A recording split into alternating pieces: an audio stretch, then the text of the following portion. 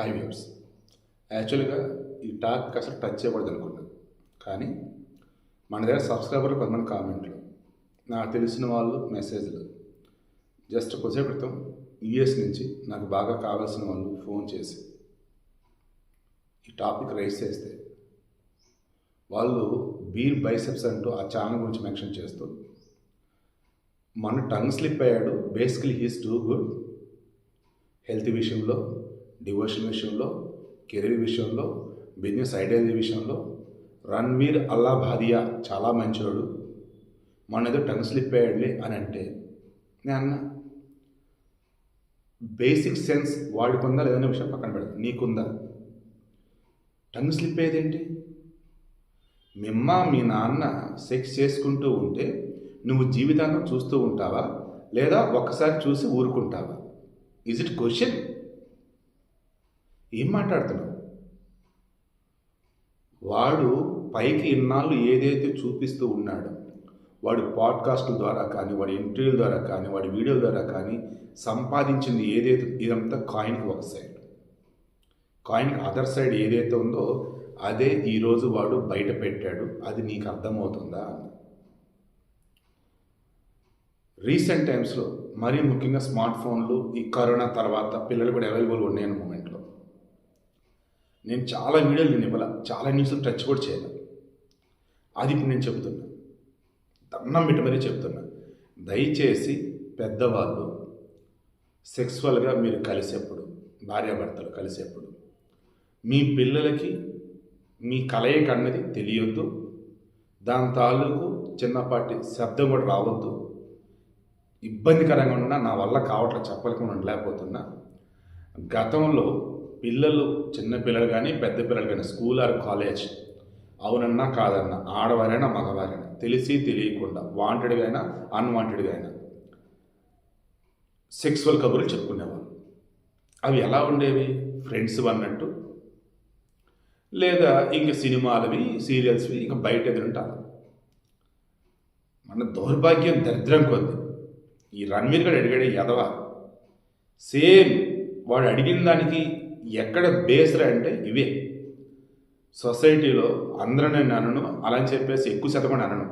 కొంతమంది కొన్ని చోట్ల వాళ్ళల్లో జరిగే వాళ్ళ అమ్మా నాన్నలకి సంబంధించిన విషయాలు డిస్కస్ చేసుకుంటున్నారు. నిన్నేం చూసావు, నిన్నేం విన్నావురా, ఏవి నిన్నేం చూసావు, నా వల్ల కావట్లేదు చెప్పలేకపోతున్నా నేను. వాడు ఆ షోలో, ఇండియాస్ గాట్ టాలెంట్ అనే ఒక షోలో వాడి 1 కోటి మంది సబ్స్క్రైబర్స్ ఉన్నారు యూట్యూబ్లో. ఇన్స్టాగ్రామ్ కానీ, ట్విట్టర్లో కానీ, రిమైనింగ్ ఫేస్బుక్ అని చూస్తూ ఉంటే లక్షల ఫాలోవర్లు. అటువంటి వాడు ఈరోజు ఈ రకంగా అడగగలిగాడంటే, ఒక డార్క్ కామెడీ అన్నట్టు, లేదన్నప్పుడు ఏదో హ్యూమర్ అన్నట్టు వాడు దీన్ని హైలైట్ చేశాడంటే దాని వెనక ఉన్నది ఏంటంటే ఈరోజు మన సమాజంలో జరుగుతున్నటువంటి దరిద్రమైనటువంటి, దిక్కుమైనటువంటి ఇదే. పిల్లల ముందే సరసాలు, పిల్లల ముందే రకరకాల ఇది. ఇంకెది మేము చెప్పలేకపోతున్నాం. దయచేసి ఇక మీదట అన్నా, ఏదైతే 4 గోడల మధ్య ఇద్దరు మనుషులు చేయాల్సి ఉన్నాయో 4 గోడల మధ్య ఇద్దరు మనుషుల మధ్య ఉండాలి. అది మీ బిడ్డల చెవికి వెళ్ళొద్దు, వాళ్ళ చూపికి పడద్దు. దయచేసి జాగ్రత్త. అండ్ పిల్లలతో ఏమి డిస్కస్ చేయాలి అవి మాత్రం డిస్కస్ చేయండి. ఇక మీదట ఈ వీడియో చూసే పిల్లలు కానీ, పెద్దలు కానీ, చదువుకున్న వాళ్ళు కానీ, చదువుకోలేని వాళ్ళు కానీ, ఎవరైనా సరే దయచేసి మన ఇంటి విషయాలు ఎవరైనా డిస్కస్ చేస్తున్నామంటే అవి 10 మంది మెచ్చుకునేలాగా ఉండాలి, అది 10 మంది గర్వపడేలా ఉండాలి తప్ప పడక గది విషయాలు, పనికి మన విషయాలు దయచేసి చెప్పకండి. మీ ఇంట్లో మీరే తక్కువ చేసుకున్న వాళ్ళు అవుతారు. మీ ఇంట్లో వాళ్ళ మీద లేనిపోయినటువంటి కోరికలు అవతల కలిగించిన వాళ్ళు అవుతారు. దయచేసి జాగ్రత్త. అది మీ సిస్టర్స్, బ్రదర్స్, పేరెంట్స్ ఎవరి గురించి అయినా సరే దయచేసి ఎవరైనా డిస్కస్ చేయకండి, తప్పది. అండ్ పెద్దవాళ్ళైనా, రిమైనింగ్ వాళ్ళని, ఇంట్లో రిమైనింగ్ వాళ్ళ దగ్గర అభ్యంతరకరంగా దయచేసి ఉండొద్దు. ఆ రకంగా ఎట్టి మీద అసలు ఏ మాత్రం కూడా నా వల్ల కావట్లేదు అని చెప్పలేకపోతే చాలా ఇబ్బంది అవుతుంది. కానీ ఈరోజు జాతీయ మానవ హక్కుల కమిషన్ నోటీసులు జారీ చేసింది. ఈ రణ్వీర్ అల్లాభాదియాకి అండ్ షోలో ఉన్నటువంటి రిమైనింగ్ బ్యాచ్ పనికి మాలిన సంత. 4 ఇంగ్లీష్ మొక్కలు, 4 హిందీ మొక్కలు, ఇంకా రీజనల్ లాంగ్వేజ్ అంటే 2 మధ్య 2-3 సార్లు అలా చెప్తూ పాడ్కాస్ట్లు, యూట్యూబ్ వీడియోలు, ఇంకా ఆ షోలు, ఈ షోలు, ఇవన్నీ బయట హోస్టులు, బయట గెస్టులు, ఇలా చేసుకుంటూ పోతూ తెలిసి తెలియకుండా జనానికి ఒక రకమైనటువంటి వెర్రిని ఎక్కిస్తున్నారు వీళ్ళు. వాళ్ళు ఏ చెప్తే నిజం అనుకునే భ్రమంలో బతికిపోతున్నారు ఈరోజు చాలామంది. నేను డే 1 నుంచి నన్ను మీరు ఎవరైనా మెచ్చుకుంటూ ఉన్నా, నన్ను పొగుడుతూ ఉన్నా, నన్ను కలవాలంటూ ఉన్నా, నేను కావాలంటే మీరు క్రాస్ చెక్ చేయండి. నేను ఒకటే చెప్పాను, నా డ్యూటీ ఒక జర్నలిస్ట్గా ఉన్న విషయం మీకు అందించడం. నేను గొప్ప కాదు, నేను మీలాగే. నన్ను పొగడొద్దు, అండ్ మోర్ నన్ను కలవాలి, లైక్ కామెంట్స్ దయచేసి వద్దు. ఎవరైనా కూడా అది మీరు చేయకండి, ఎనీటైం చేయదని కూడా చెప్పాను. ఇప్పుడు కూడా అదే చెప్తున్నాను. అయినా కానీ 100 మంది సబ్స్క్రైబర్లు ఉన్నాడు సెలబ్రిటీయే, 1,00,000 సెలబ్రిటీయే, మిలియన్ల celebrity. I'm not celebrity, I'm just citizen of India. ఇలా కూడా చెప్పడు, నేను చెప్తున్నా ఓపెన్గా. రెస్పెక్ట్ ఇవ్వండి, బట్ నెత్తిని పెట్టుకోవద్దు ఎవరన్నా కూడా. సో ఇక్కడ వీడియోలో నేను చెప్పదలుచుకుంది ఏంటి, ఇప్పుడు మన సమాజాన్ని భ్రష్టు పట్టిస్తుంది ఎవరు అంటే ఇదిగో ఇటువంటి వాళ్ళు. ముందు షోలలో నెమ్మదిగా మంచి విషయాలు స్టార్ట్ చేస్తారు, ఇక ఆ తర్వాత పెయిడ్ వర్షన్ స్టార్ట్ అవుతాయి. అది ప్రమోట్ చేయడం, ఇది ప్రమోట్ చేయడం, అదని ఇదని. ఇక ఆ తర్వాత వాళ్ళు ఉన్నటువంటి డార్క్ యాంగిల్ వచ్చేసింది, ఎంజాయ్ చేయాలి. మొన్న మధ్య ఆయేజూడ ఎవరు ఉన్నారు కదా, అతని బ్రదర్ కూడా అదే కదా, డార్క్ కామెడీ అంటూ తండ్రి కూతురు పసిబిడ్డకు సంబంధించి వాడు అదే కదా చేసింది. ఈరోజు చాలామంది కూడా తెలిసి తెలియకుండా వాంటెడ్గానే చేస్తారు. ఇన్స్టాగ్రామ్ రీల్స్ కానీ, ఫేస్బుక్లో వీడియోలు కానీ, యూట్యూబ్లో వీడియోలు కానీ, ఆల్మోస్ట్ వీళ్ళు చేస్తున్న వాడు ఏంటంటే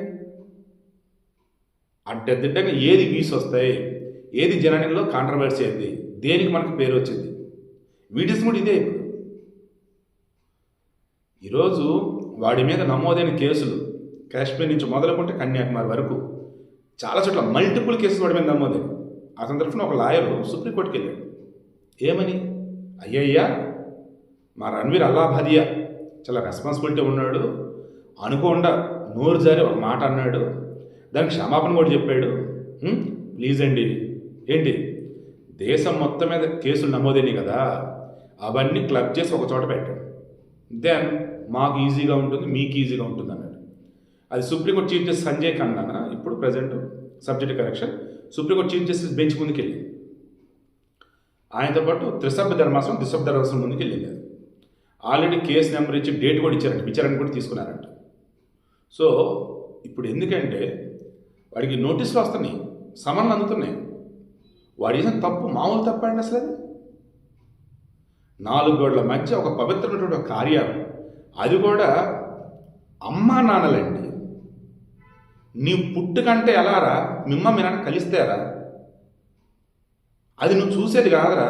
వాళ్ళు కలిసాక నువ్వు పుట్టావు, అది నువ్వు చూసేది కాదు, అది నువ్వు డిస్కస్ అది కూడా కాదు. అది అటువంటిది ఎదవ అడిగితే వీడు చాలా మంచోడు, నోరు జారేడులే, వాడు గతంలో చాలా బాగా చేశాడు, అది నిజం చెప్తున్నారండి. బుద్ధి బుర్ర ఉన్నాయా మీకు? ఇప్పుడు నోరు జారటమంటారా దాన్ని? వీడికి సపోర్ట్ చేసే వాళ్ళు ఎవరైతే ఉన్నారో ఒకసారి మమ్మల్ని క్రాస్ చెక్ చేసుకోండి, మీరు ఏం చేస్తున్నారు. మొన్న వాడు అలా చేసిన తర్వాత క్షమాపణ కూడా చెప్పాడు.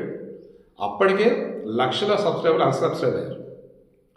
ఈవెన్ మొన్న వాడు ఉన్నాడు కదా, తండ్రి కూతురు పసిబిడ్డ చేశాడు, ఆయేజుడు వాళ్ళ తమ్ముడు. ఇక్కడ ఆయేజుడికి సబ్స్క్రైబర్లు పెరిగారు, వాళ్ళ తమ్ముడికి తగ్గున్నారు. అంటే ఎలాగంటే ఒక చిన్న అవకాశం వచ్చిందండి సొసైటీలో, ఈ నేమ్ హైలైట్ అయిందనమాట ఒక మనిషికి సంబంధించి. కొంతమంది దాన్ని బాగా యూజ్ చేసుకుని ఎదిగిపోతారు, కొంతమంది దాన్ని నిలుపుకోవాలో తెలియక ఏది పడితే చేసుకుంటా పోతూ ఉంటారు. ఈరోజు చాలామంది సెలబ్రిటీలుగా, ఇన్ఫ్లుయెన్సర్లుగా బయట వైరల్ అవుతున్నటువంటి దానికి సంబంధించేసి బాగుపడుతున్న కొంతమంది అయితే, భ్రష్టు పడుతున్న కొంతమంది, బాగుపడి బ్రహ్మాండమైన పొజిషన్కి వెళ్ళి ఆ తర్వాత ఒక్కసారి నేల మీద పడుతున్న కొంతమంది. ఎందుకంటే ఇన్నాళ్ళు వాళ్ళు ఆడిన నాటకం. ఇదానికి పర్ యానం మినిమం కోట్లు అంట వచ్చేది. అందులో బ్రాండ్ ప్రమోషన్, పెయిడ్ ప్రమోషన్ చేసేవి కొన్ని, ఆ డబ్బులు లక్షలు, యూట్యూబ్ నుంచి లక్షలు, ఇలా ఇయర్లీ చూసుకుంటూ ఉంటే ప్రజెంట్ ఇతని దగ్గర 60 కోట్ల వర్త్ ఉన్నటువంటి ప్రాపర్టీస్ డబ్బులు లైక్ ఇలా ఉన్నాయి. ఇందులో మినిమమే యూట్యూబ్ నుంచి లక్షల్లో, బయట నుంచి లక్షల్లో, ఇలా కోట్ల సంపాదిస్తున్నాడు. ఎలా ఏంటంటే 4 సొల్లు కబుర్లు చెప్పాలా, అవి మంచిగా ఉండాలా, వాటిని 10 మంది ప్రమోట్ చేయాలా.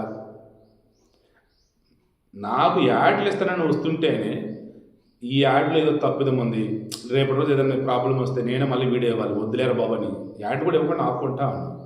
అయినా సరే నోరు తెరిచి సబ్స్క్రైబ్ చేసుకోవడం చెప్పి చెప్పడానికి మొహమాట. పోనీ ఎవరైనా యాడ్స్ ఇస్తానంటే తీసుకోలేను, బట్ ఉన్నంతలోనే మూవ్ అవుతూ ఉన్నా. ఎథిక్స్ అండి, నా కోసం నేను చెప్పుకోవట్లేదు. మీలో కూడా చాలామంది ఏది పెడితే అది ప్రమోట్ చేస్తున్నారు డబ్బుల కోసం. రీసెంట్ నాకు తెలిసిన వాళ్ళే యూట్యూబ్ ఛానల్ పెట్టారు, షార్ట్ టైంలోనే మంచి సబ్స్క్రైబర్లు వచ్చారు.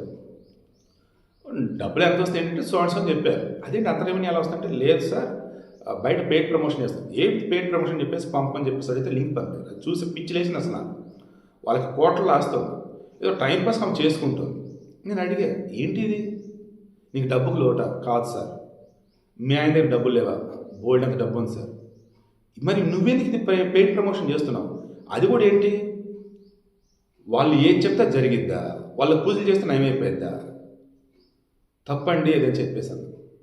మేబీ కొంతమంది పిచ్చోడ్లాగా అమాయకుడిలాగా ఉండొచ్చు, కానీ మహేష్ బాబు గుట్కా యాడ్ చేసినప్పుడు, మన సెలబ్రిటీలకు సంబంధించేసి దిక్కుమల్ని యాడ్ చేసినప్పుడు ఏదైతే చెప్పానో అదే ఈరోజు కూడా చెప్తున్నాను.